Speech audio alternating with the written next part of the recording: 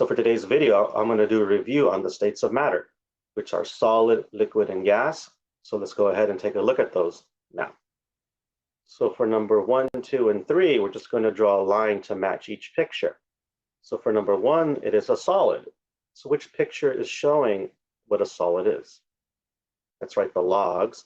How about number 2? Which one is liquid? That's right, it's the coffee.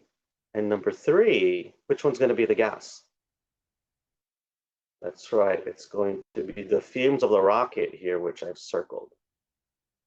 And for 4, 5, and 6 here, I've got the molecular structure for solid, liquid, and gas. So for number 4, which one is a solid?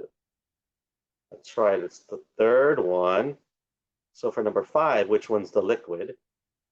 That's right, it's the first one.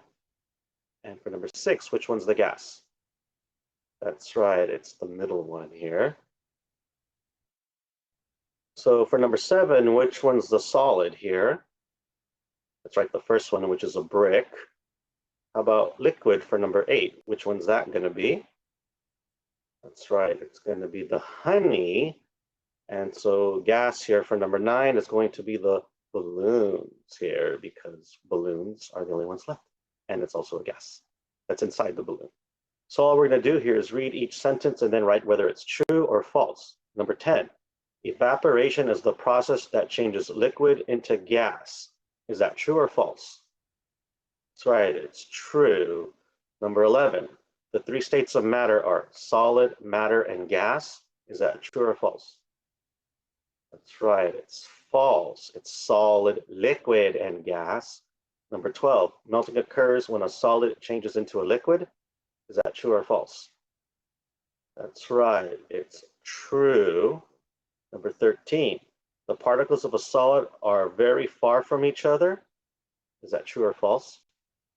That's right, it's false. And number 14, gases have definite shapes and volumes. Is that true or false? That's right, it's false. So for number 15, we're going to read the question below and answer it.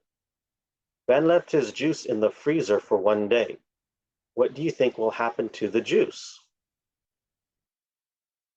That's right, it will become frozen, or if you said something different, like it will become hard, or it will change into a solid or something like that. As long as it's explaining that it's become a hard object or a frozen object of some sort, that should be okay.